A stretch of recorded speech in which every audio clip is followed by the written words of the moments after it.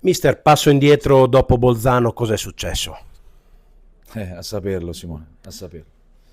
Ne ho discusso 10 minuti fa con loro, dove era impensabile una prestazione del genere, perché una squadra che fino a 4 giorni fa ha sempre lavorato in maniera continua, ma vuoi per un motivo, vuoi per un altro, non siamo mai riusciti a vincere, ok? E mercoledì era arrivata questa benedetta vittoria e come ho detto ai ragazzi, questa era la partita più importante perché potesse dare quella continuità per farci dare ulteriore forza a quella che era la nostra uscita dalle posizioni di classifica. È impensabile che i ragazzi abbiano fatto una prestazione del genere perché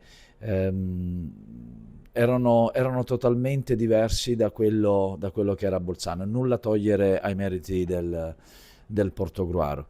Ehm, Sicuramente domani alla ripresa degli allenamenti mi devono spiegare quello che è successo oggi, perché siamo qua a lavorare, a metterci la faccia ogni giorno e allo stesso tempo dobbiamo fare in modo di capire oggi cosa è successo, perché nessuno di noi si aspettava una prestazione del genere.